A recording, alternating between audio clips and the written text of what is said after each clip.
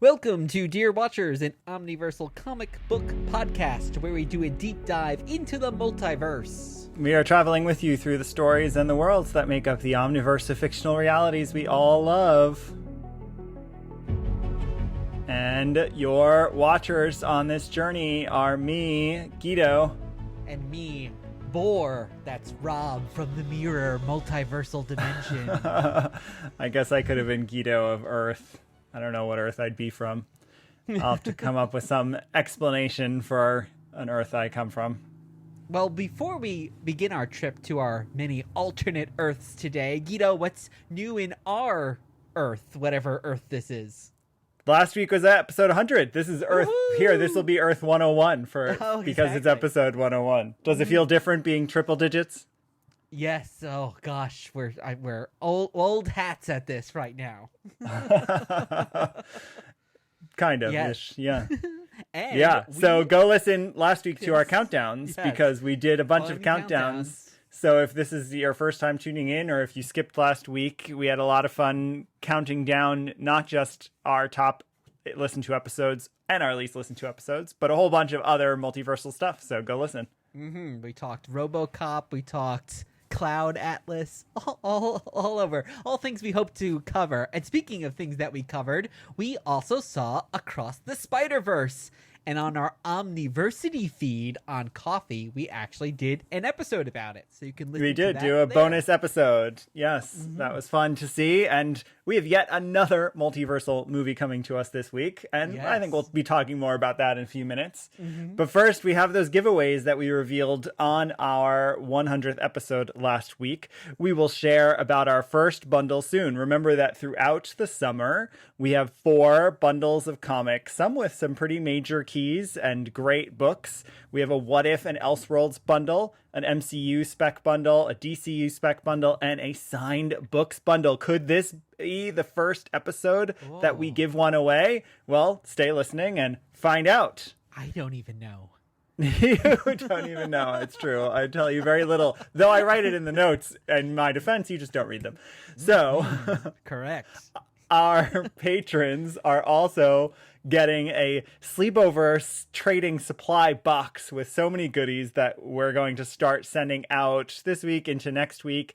And we're happy to gift our patrons this to celebrate their support of us over all of these episodes. But if you want to become a patron, we'll include you in that gift box. If you join before we finish shipping them, we'll send you one. So you can go over to dearwatchers.com and click join to find out more if you want to become a patron and receive one of these cool boxes heading out soon. And if you've waited to episode 101 to join us, well, welcome. And we have 3 parts of our journey today. Origins of the story, what inspired this other reality. Exploring multiversity, we dive deeper into our alternate universe. And pondering possibilities, we examine the impact and what's followed or coming in the future.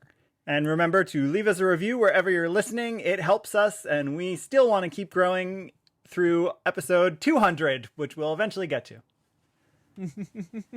And with that, dear watchers, welcome to episode 101, and let's check out what's happening in the Omniverse with our travels to today's alternate universe.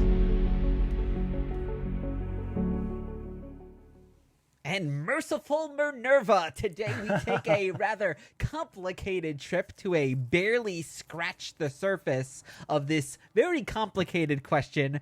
What if the Flash of Two Worlds was incorrectly identified as the origin of the DC Multiverse, featuring Wonder Woman and much, much more? Yes. So this is not an Earth. This is maybe a moderately unusual episode, though it's going to feel very typical for us. Because it's more like we're in the orrery of worlds, which is what they call it in DC, along with the monitors or the chroniclers, all the DC folks who oversee the Omniverse, trying to catalog what the hell is happening. And it's a fun episode because we're almost getting a little meta on ourselves here. Instead of a single alternate universe, we are actually looking at the origin of the DC Multiverse concept. Not coincidentally timed to the Flash film that is about to come out the week this episode releases.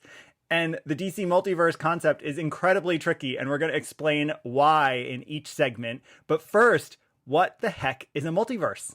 So here's some background on the term multiverse.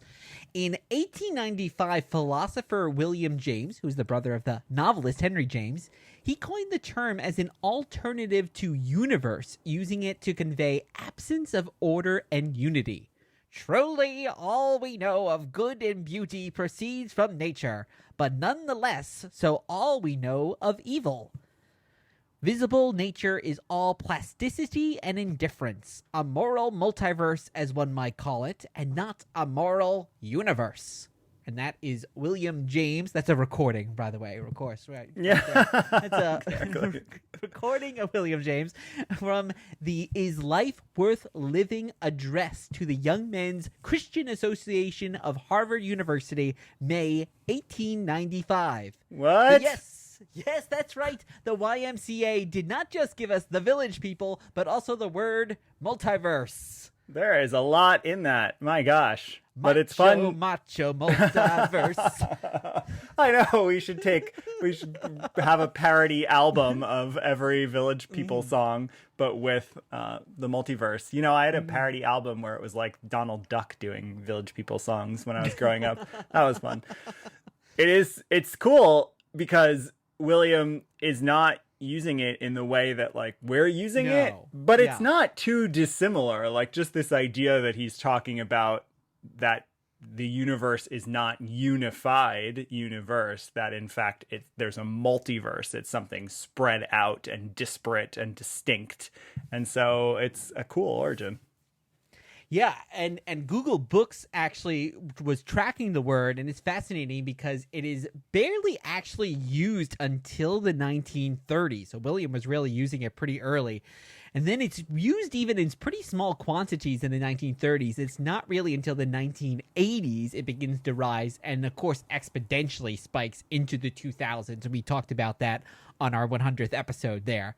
Fascinating language stuff with this word. And yeah, it is cool because even though the concept clearly is out there, it's cool that Google Books has a little actually graph, and it like there's years where it's not even used. Now this is just everything Google Books has archived, but there's years it's not even used, and then it just really spikes in the last 30 years. So yeah, I saw in one of his memoirs, Winston Churchill in the 30s was even talking about it, but not using the term, but referring to all these universes out there and kind of the scary concept that is.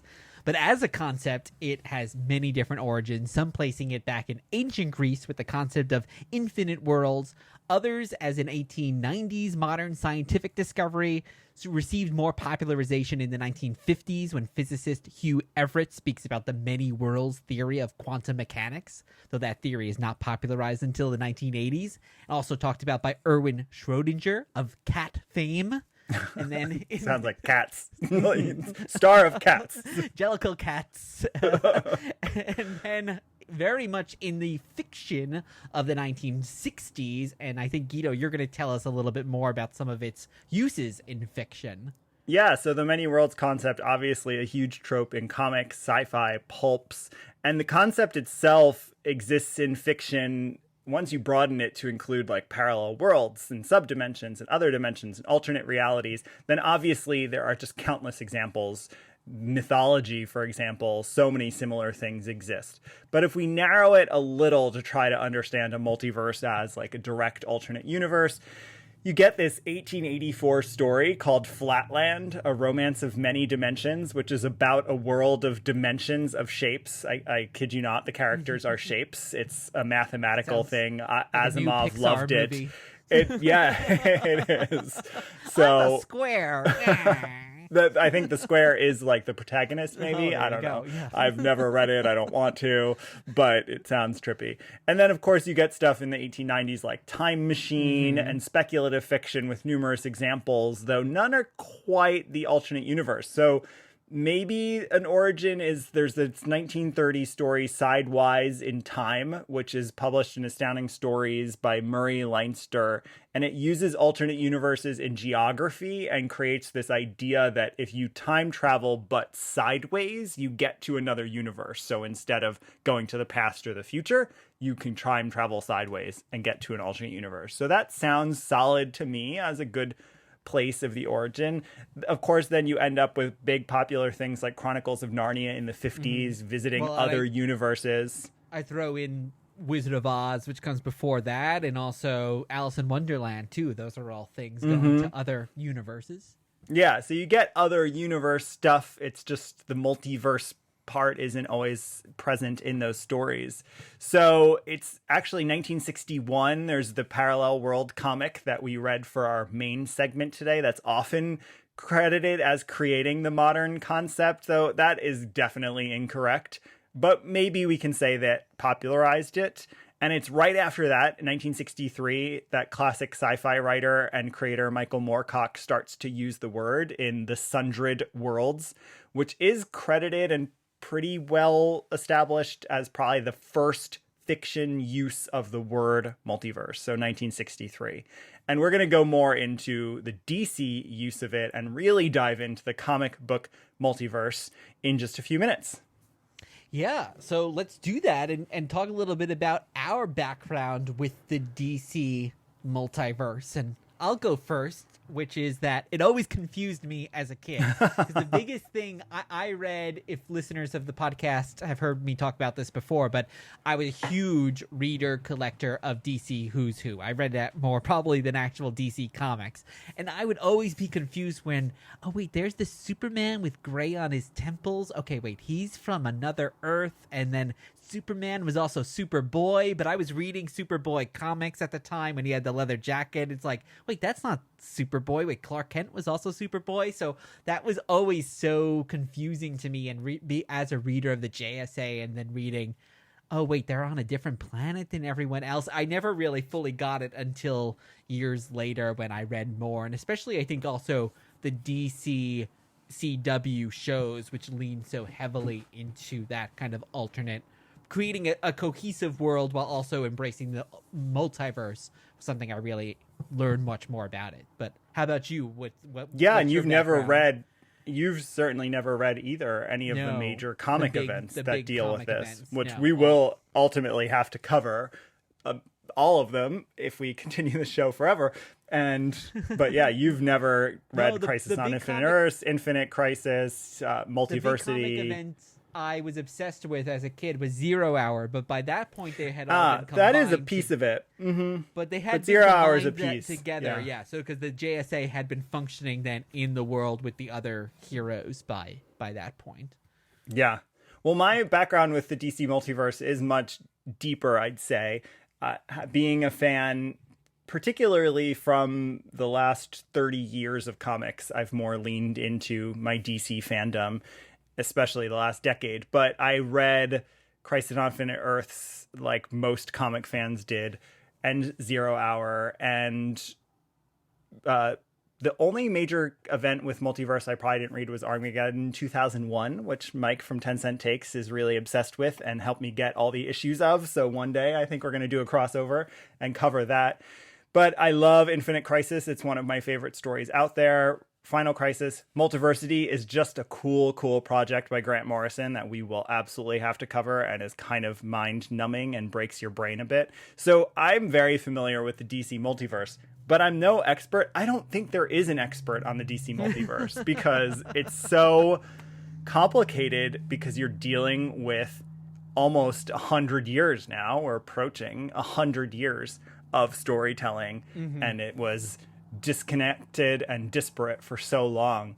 So I am very familiar, and then of course in multimedia, like you said, very familiar with CW and the project of the DCEU and thinking about the future of the DCU. So I am very familiar with the DC multiverse, but it is still hurts my brain at times. So we're going to keep it simple today, though. I promise our listeners that. Promise not to hurt your brain too much. So let's go back to the 1950s with our origins of the story. Right now on this very show, you're going to get the answer to all your questions. Our amazing story begins a few years ago. And first up, we've thrown our magic lasso around Wonder Woman, Volume 1, issue number 59 from DC Comics. This is from May 1953, and it's entitled Wonder Woman's Invisible Twin, which isn't really accurate, but sure. So only William Moulton Marston is credited as Charles Moulton here, as he was often. But this was probably written by Robert Kanigher, penciled by Harry G. Peter, who also did the inks, and edited by Whitney Ellsworth with Bob Kanigher. So Bob Kanigher had, at this point, over 20 years on Wonder Woman. Or no, not at this point. There aren't 20 years. But had, in total, over 20 years on Wonder Woman. And wrote a lot of war comics and a whole bunch of other stuff for DC. Harry G. Peter was one of the original artists on Wonder Woman. So why did we read this? Well, we read this because no matter what anyone says, this is the birth of the DC Multiverse. This is the first parallel Earth story in DC Comics. And when we're done explaining why and the summary, we can talk about why people don't seem to know that or think that. She's a woman. Because she's a woman. I think that's a big part of it, but We'll explore if there's other pieces. One quick side, I mean, if we're talking DC Comics, 1947, there is an alternate Earth in Real Fact Comics number 6, but I don't consider it. I did go read it. It's a character, Tommy Tomorrow, who ends up on Mars. And so it's just basically a universe where he ends up on Mars. So it's more sci-fi than an alternate universe. And it's certainly not taking place in the hero universe of DC. And then why don't we do a real quick summary of this issue? Because like a lot of Golden Age issues, sadly, it is so hard to find. Yeah. It has, as best I can tell, it has never, ever been recollected. It's not in any of the Golden Age Wonder Woman omnibuses or trade paperbacks or classic Wonder Woman. They just never got to this issue. They kept printing everything before this issue and never got to this issue. So why don't we start off with the summary? Rob, want to start us off? Sure. Wonder Woman starts getting attacked by an invisible force every time she sees her reflection in a window, in a mirror, in the water. And because she is vulnerable, gangsters she's chasing after get away. Yes, and then all the criminals decide they're going to come after her. Mm-hmm. So at one point, they try to steal her lasso. Mm-hmm. She goes back to grab her lasso. Lightning strikes her, and she gets transported to what we now know is Earth 59, so numbered because this is issue 59. And there she meets Tara Taruna, who is that Earth's Wonder Woman, who's identical to her in almost every way, and is facing Duke Dazam, who is her arch nemesis and has been attacking Wonder Woman, Tara Taruna. And that is every time our Wonder Woman was getting attacked, it was the time Duke was attacking Tara Taruna. But together, they can beat him. And after he's defeated, she gets hit by lightning again, back to our Earth, which at this point is Earth 2 on DC, where she can now defeat the gangsters easy, and our story ends. Mm-hmm. So before we dig into the multiversal aspect, did you enjoy this story? Any first or general impressions? Yeah, I enjoyed it because it's a super quick, easy read. It's certainly kind of silly because the first half of the book is Wonder Woman getting pushed into things.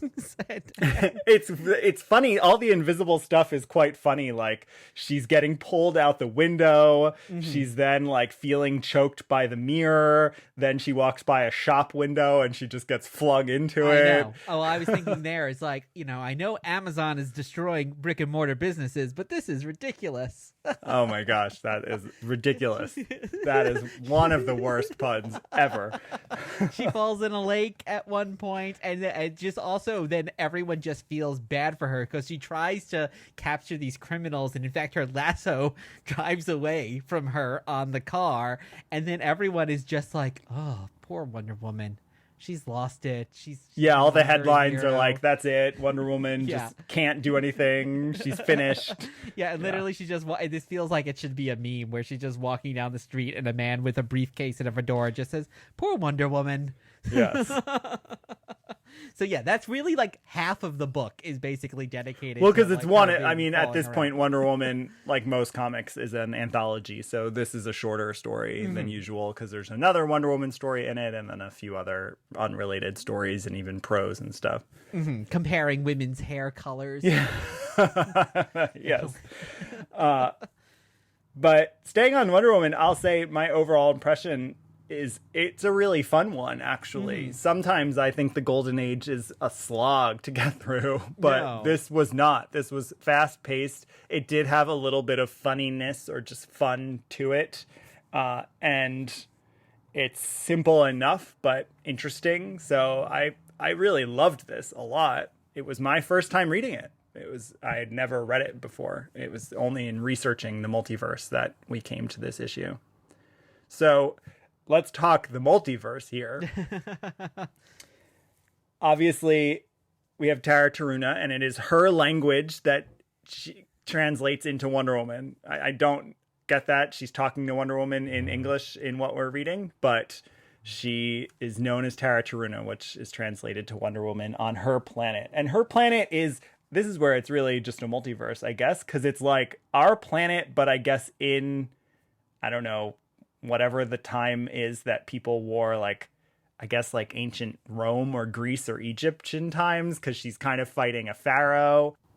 Yes, it's a weird mix of different ancient worlds that we have. The villain is dressed like a pharaoh, but the ships are very much Viking ships, and then the soldiers are, like you were saying, ancient Roman soldiers. So it's kind of all put together.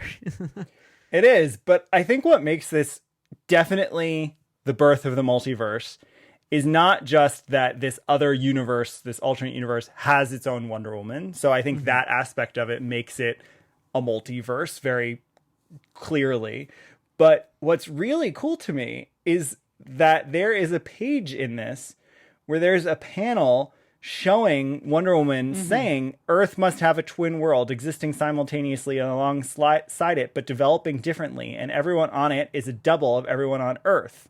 The electrical storm somehow must have hurled me from my world to yours. And it shows the two parallel Earths with lightning between it. What's so cool is that image like recurs in The Flash, in Crisis on Infinite Earths. Every time the DC Multiverse is being brought up, there is this image, and it starts here. So it's cool. Like, maybe if that image didn't even appear in this book, one could argue this is more an imaginary story than it is an alternate Earth. But I think because it's Wonder Woman and because of that image and explanation, I think this is really clearly the multiverse. Yeah, and I think another thing attached to that is something that's going to come up in our next issue as well, but she says that this proves that evil will always be challenged by a Wonder Woman on Earth or on other worlds. So it's establishing this concept, again, not like you were saying, it's not an imaginary story in the fact that every world will always have someone who's a Wonder Woman to battle evil. And in this world, she happens to look exactly like our Wonder Woman, but you could see that she could be in another world a Wonder Woman who looks totally different. It also importantly establishes the mode of transportation between the Earths. So here it's that, as she explains, the electrical storm somehow does this. So the combination of the storm, the lightning, and the magical powers of her lasso of truth get her to shift between Earths. So that's going to be important because we see that as a core part of the multiverse is travel between the universes. What do you think about her name, Tara Taruna? And then we also have Duke Dizam. Obviously classic alliteration comic names, but do you think there's something to that in terms of... No. I don't. It might be someone Bob Kanigher knew. I mean, who knows? I have no idea why it's Tara Taruna. Is there an anagram or something? I was trying to make them, or is like, because there's so much with the mirror here, I was thinking, wait, is it backwards to something? And it's like, no, neither of those names are any. No, it really does. And even if you search for like Taruna, this is the only thing that comes up. Like that's not even an existing name that I can find. Because it feels like it could have been taken from Astounding or one of those other compilations that you were or like a Latin word or something. But totally. As far as I can tell, it's totally made up for this. So very cool to see the birth of the DC Multiverse. And astoundingly, this issue is pretty gettable, and it is quickly at the top of my must-get comics. But you can get this book for a couple $100, and that's not bad for a 1953 Wonder Woman that births the DC Multiverse. I've even seen it selling for graded for a couple hundred, under $1,000 over the last 3 years. So very cool. And I'm hesitant to release this episode because our listeners are going to go out there and increase the value of this book. But yeah, and before we know it, we're going to see Tara in the DC EU, of course. Not the EU anymore, but yes. Sure. Okay. Yep. Tara Teruta, we'll have to bring her back. All right. So let's get struck by lightning, grab onto the lasso, then move on to exploring multiversity.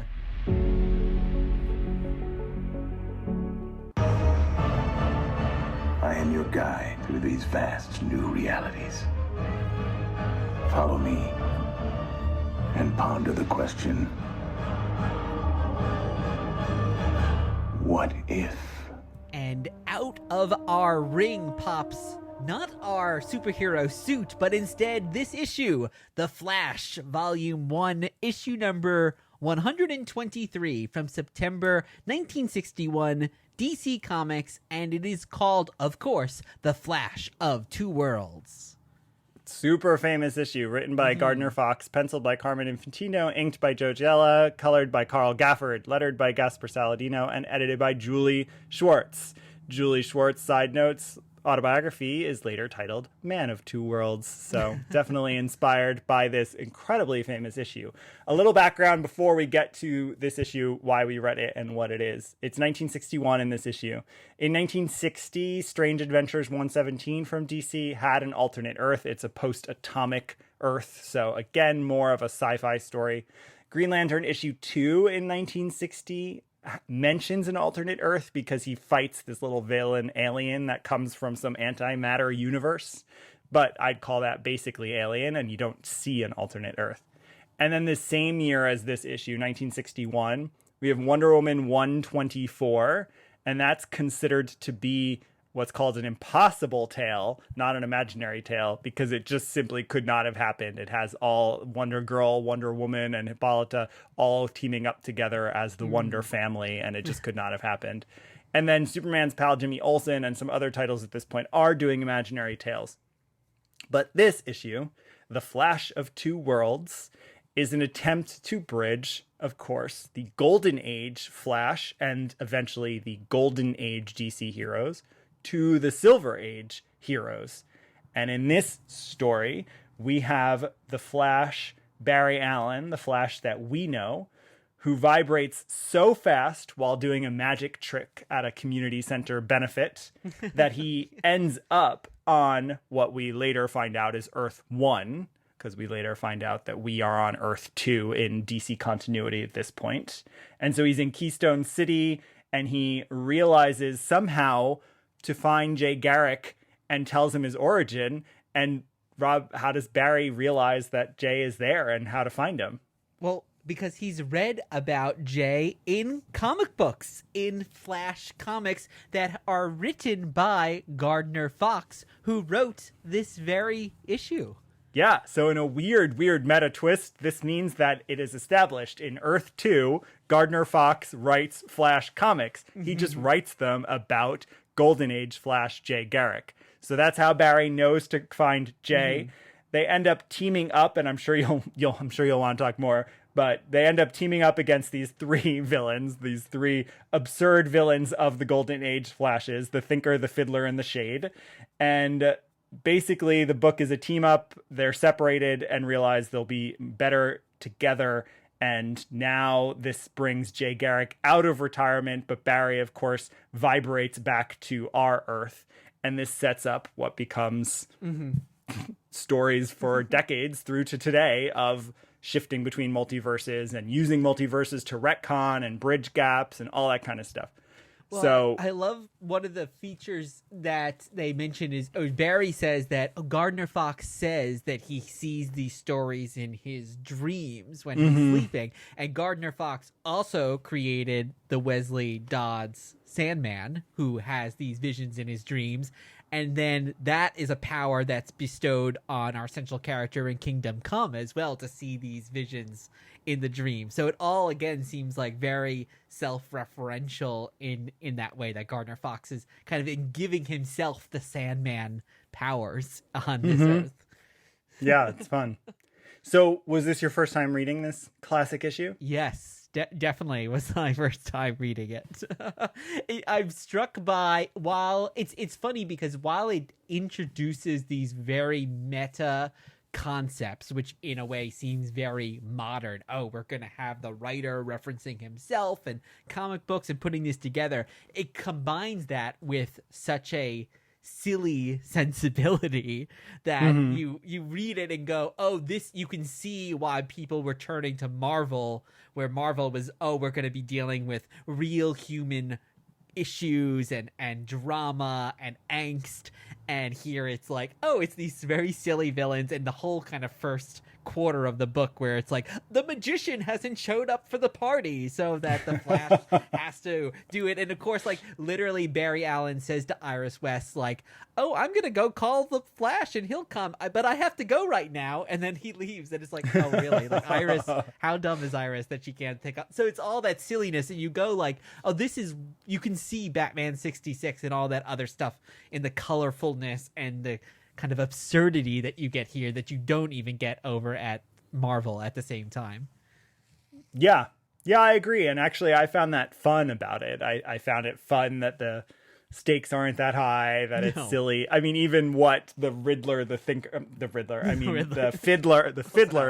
and the Shade are doing is like, they're just trying to steal some gems. Like, gems, art. Yeah. So it's such a silly plot, but I think because they do a cool job bridging the two universes, and then B, because these villains are really quirky, it ends up being quite fun. Yeah. The bridging of the two universes is, of course, why this is so famous and why this is put up there as an iconic and classic introduction of the multiverse. Because no, I was just yeah, it works so well in that it is just this kind of sudden moment. It works actually better than the lightning of the Wonder Woman issue, because it is something inherent to the Flash's powers that this. Well, and what of course that does really well is that sets up that they can do this again. So they actually, about 15 issues later, they do it again in Flash. Jay Garrick comes and Vandal Savage is introduced and they battle, and then right after that, of course, you get Crisis on Earth 1, Crisis on Earth 2, so the Justice League and Justice Society meet. So it does help to build in this mechanism for transporting between the Earths, and this vibrational frequency idea is, scientifically makes it sound like it could be real. It imbues also this character who has somewhat limited powers. Oh, he can run super fast. And his villains are all very fun, but a little silly. We've got the Turtle and the Top and the Fiddler. So he's just a super fast guy. He's not like Superman, who can do all this stuff, or Wonder Woman, or the Green Lantern. So it elevates this character in a way that they found, oh, who's going to be the guy that can go through time and go to alternate world? It's going to be the Flash because of that. And it kind of gives him this extra ability that these other characters who have kind of more cool powers can't actually do. Yeah, I agree. And that becomes really important. I mean, not to spoil the 35-year-old Crisis on Infinite Earths for you, but Flash's powers become critical to saving the Omniverse in that, and it's really famous for that reason. So it's cool then that is used again, that Gardner Fox creates it, and it's used throughout, I'd say, the telling of DC Multiverse stories. And why did they want to really bring some of these characters back? Because Garrick is talking about, I was been in retirement, but I was thinking about getting out of retirement. This adventure actually prompts him to kind of come back. Were they figuring, like they do now, hey, no character should really just sit on the shelf, we should utilize these characters in some way? Probably. I mean, I don't actually know. I'm sure there are tons of interviews with Gardner Fox and certainly Julie Schwartz about why they chose to do it, and I didn't do research about that, so I'm not totally sure. It's less than a decade at this point that the new characters have been introduced, and so perhaps there is just maybe he himself was a fan and just thought, let me bring these back, or he thought there'd be interesting stories to tell. I think that element of it is what's so cool, and that's the dimension of it that the Wonder Woman story doesn't have, is that the Jay Garrick origin, even in this, Barry and Jay realize their origins are very similar, even though they ended up being different characters. So it's cool to, again, it's sort of retconning, but it's taking things that in 1961 a lot of readers of comics would know and then smushing them together to tell this story, which is, I think, really fun. Really reminiscent of, and this I don't think is a spoiler for anyone, especially if you saw the first movie, of the Spider-Verse movies as well, and probably into the comics is also, but where everyone gets bitten by a spider, but it's a little different. This spider is a little, and you've got the anime girl who's controlling the spider. So it's all slightly variations, but you always have the same reoccurring theme of the spider, just like here you have the science experiment gone wrong. Of course, Jay Garrick has the classic, he drank hard water and became super fast, which I love. Well, there's some fumes or something too something. that happen. I don't even know what hard water is, but it doesn't sound like it would make you fast. Hard water is like what our shower has. I guess that's true. Yeah, I guess it's better than the wizard who was bitten by a mongoose. Yes. So I see why this issue is held up, and it's great. Yeah. So yeah, no, it's definitely a lot of fun. I think especially if you want just a fun, and it's so colorful. We haven't really talked about Carmine Infantino's art, but everything is just a splash of color. And again, it reminds me so much of, even though it came several years later, of Batman 66, because everything is just eye-poppingly bright in this world. Well, there are scenes too in the museum with the villains where they're controlling Flash, and they look like they're dancing, and there's all broken music notes in the ceiling. So the art, absolutely, you could see that it's the equivalent of the wham bam pow on totally. Batman 66. And the way they get out of it is a classic Batman 66 it's thing. totally they're ridiculous. Stealing all these jewels, and the Fiddler was like, put the small jewels back, keep the big jewels, and they put the small jewels in their ears so they can't be controlled anymore.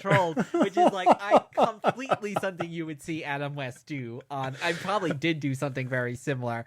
It's so ridiculous that you were thinking, they're going to be using their super speed. Their ears are going to be vibrating at a different frequency. Oh, no. They're literally stuffing their ears with jewels, which has to be painful, too. I know. So it's fun. While the Wonder Woman issue, I think, births the multiverse, I think this expands the multiverse to being a story device that really helps us step into another Earth, and it's another Earth with backstory. So introducing Earth 1 here gives us a whole built-in Golden Age backstory that we're going to get to in the next multiverse stories that follow in the 60s and in our next issue too. So hand me that glass of hard water. Watch out for lightning bolts. It's Pondering Possibilities. Will the future you describe be averted, diverted, diverted? So, there's infinite things that we could be talking about in this section. There were. That is correct. So, what are we talking about for our Pondering Possibilities? Well, we could have gone so many places. We could have gone to the 2 years later Crisis on Earth 1, Crisis on Earth 2 Justice League story. We could have followed Flash's role in the multiverse, gone to Crisis on Infinite Earths, gone to Flashpoint, gone to the upcoming movie, gone to the CW shows, Flash of two Earths that they do. So there's so many places to go, but I decided, one, let's keep it comics. And two, this episode is about the DC Multiverse. And so what do we do with the DC Multiverse? Well, the multiverse doesn't totally get codified as a grand unifying concept until Crisis on Infinite Earths. But prior to that is, of course, just the use of the term. So this was really, really hard to find, but I tried to identify the first use of the word multiverse in DC Comics. And this might be it, so let's check it out. Okay, so this is All-Star Squadron, number 27 from DC Comics, November 1983, and it's called A Spectre is Haunting the Multiverse. Yes, it's written by Roy Thomas, penciled by Richard Howell, who did the inks with Larry Houston, colored by Adrian Roy, lettered by David Cody Weiss, and edited by Roy. So in addition to a title called A Spectre is Haunting the Multiverse, it is used in dialogue between Spectre and Dr. Fate. Yes. So there's a lot going on. Yes, because this series is a whole retcon series Roy is doing, where he's telling stories in the Golden Age that didn't actually happen, and then even having lots of time travel and connections to current continuity of the 1980s. So it's very funky. Yeah. As I said to you when you started reading it, when you know in the very second line it mentions the Wehrmacht and the Luftwaffe, you know you're in for quite a read. But to summarize this very wordy, lots going on issue, while the Atom is hospitalized with a mysterious illness and the rest of the JSA All-Star Squadron are caught up in World War II duties, Dr. Fate travels into a Ditko-esque universe beyond the laws of our cosmos to encounter the Spectre, who is now removed from the body of Jim Corrigan and is being controlled by the evil High Priest of Britskull named Kolak, a three-eyed, blue-skinned villain from 1940. Fate and the Spectre's occult battle wrangles Kulak free, who imprisons the Spectre and travels to Earth to take his revenge on the JSA. Yeah, so it is like, and there might be, I don't know, 50,000 words in this issue, I think. Typical Roy fare. The first, a third? Dr. Fate and Spectre are not even in it. It's taking place in like the hospital with the baby, and I don't even understand what is going on. And they're worried about the. There's a lot going on.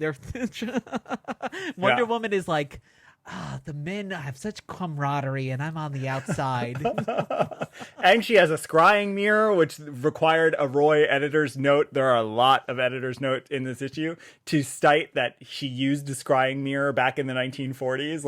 It's this whole project of All-Star Squadron is interesting. It's hard to get through and it's hard to enjoy, but I think it's a really cool project that Roy is doing here. In fact, I think I mentioned on an episode, I have no idea which, but All-Star Squadron 10 issues before this is probably the first use of the printed word retcon ever by Roy in the letters page. So it's cool that this might be the first use of multiverse, because clearly what Roy is trying to do is take these like high science, maybe sometimes used in sci-fi concepts and pull them into comics. So it's a cool project. We know Roy was such a huge fan of Astounding and the weird fiction writers of which Gardner Fox was associated. So he's kind of bringing in all these concepts and putting it into more of a popular medium there. Yeah. So in terms of what this says about the multiverse, I have no idea. I mean, I guess having not read every Bronze Age DC comic ever, I'm not sure if this is the first book that sort of gets at this this catalog of worlds, if you will. Like there's some of those sequences where Fate is looking at all these different Earths and he's talking about a multitude of creatures that that some where Spectre battled Kulak and some obliterated him. So it's getting at the concept. The concept maybe had been explored in this way in other DC 70s books, but again, this might be, I think, the first time it's called a multiverse. And where the Spectre is, I called it like this Ditko-esque universe because it is very much... It's very Doctor Strange. It's very Doctor Strange. In fact, you have to I had to remind myself, wait, this is Dr. Fate, not Doctor Strange here. Because where the Spectre is standing in this thing, it really reminds me of what is it called, Guido? The end of all, nexus of all universes, where we see Kang in both kind of the Loki series and in a lot of the comics, where it's got like this just stone thing, and you could see you could replace the Spectre with like a Mortis, and it would be pretty much the exact same story. Yeah, and replace Dr. Fate with Doctor Strange. Exactly. Which they were clearly inspired by each other repeatedly. So, yeah.